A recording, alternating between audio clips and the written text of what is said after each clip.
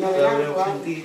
Vingui al far, portar algunes cançons del far, que també n'hi ha, com per exemple la cançó de la Bleda, la Sileta, entonces n'hi ha cançons que se les han endutes, que les han gravat en discos, que han dit que era el seu folklore, i nosaltres m'ho hem conformat un poc. Però el bo és que aquestes cançons van sonant per ahí. Però bueno, menos mal que farem el CD del folklore del Far, i per lo menos està tot recopilat, i està ahí.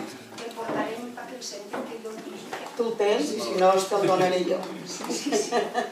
Digues, digues. Quants anys dugueu cantant al bar? Quants anys?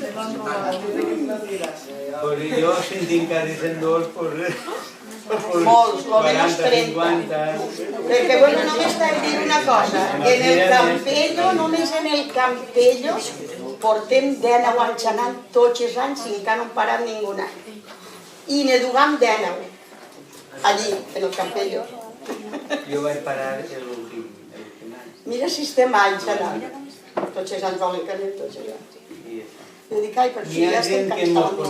N'hi ha anècdotes també que anem per ahí cantant, anem a pobles que anem a falles. Nosaltres no podem conèixer ja 9 falles, que potser en Sueca quan teníem. Potser el primer dia anaven 2 dies perquè no podíem fer-ho en una nit. 2 dies perquè és que Sueca té lo de la playa, que és el maret, les palmeretes i tots aquests puestos, i això no se podia anar a peu. Llavors ens ficaven en un microbús i la primera nit fèiem tot lo de la platja, fèiem tot el recorregut així. I després la segona nit fèiem tot lo de dins de Sueca.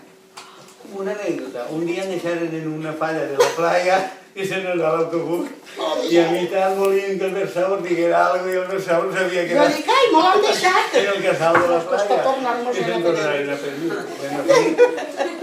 Anècdotes, que moltes. I a més, nosaltres hem sigut... Com una família.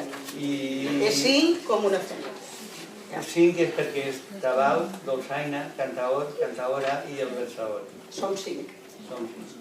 I jo dic hem sigut perquè jo pràcticament ja estic prou limitat, però que ho hem disfrutat, ho hem passat molt bé, hem reconegut la gent i com anem de festa, doncs no és el mateix que anar de altres coses. Quan vas de festa, sempre faràs la cosa més lúdica, més agradable.